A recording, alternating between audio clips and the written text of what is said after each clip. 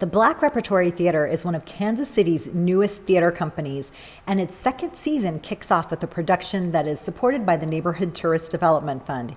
Here to tell us all about it is Dameron Armstrong, who is the Artistic Executive Director. That's me. Thank you so much for having us here today at Arts Tech. Thank you so much.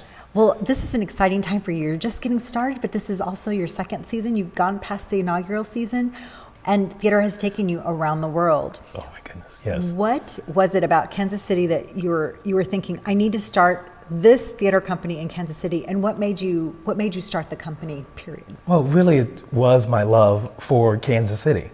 I always knew that I was going to open a theater company of some kind. I did not know which direction that would take. But I knew that it would be right here in my hometown. So after spending nearly 20 years in New York City and running the rat race and, as you said, traveling around the world with my art, it was time for me to return to Kansas City to #tell more stories. The Black Repertory Theatre is here for everyone, for African Americans, to enrich our understanding of where we came from and to give direction as to where we need to go. And for non-African Americans, I think contribution equals worth. So if you don't know my story, you can't really assign worth to my life as it intersects with yours. The Colored Museum, which was a show that was written by artistic director at the time, George C. Wolfe, of the Public Theater in New York City. It's really this satirist comedy, and by today's measures, you would have to equate it with Dave Chappelle or Key and Peele, how they take some really serious issues but put a comedy spin on it. Satire often is a style of comedy that makes you giggle until it punches you in the gut, because you go, oh, that's funny because of the way you presented it, but the subject matter is serious. But it gets us to the table to have a conversation.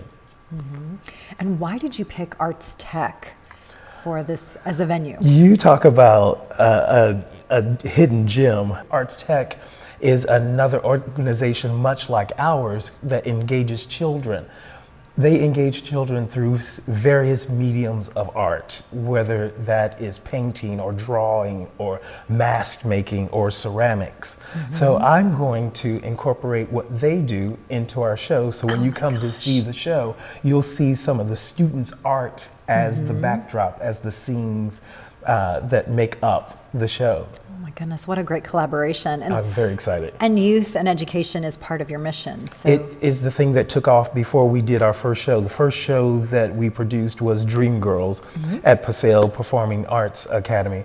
And that engagement merely was secondary to our educational component, RISE, Repertory In-School Empowerment Program, that we started at Ruskin High School and Hickman Ninth Grade Center, that we continue to this day, engaging students through playwriting. So it's all very exciting, the educational component and how we then parlay that into performance art.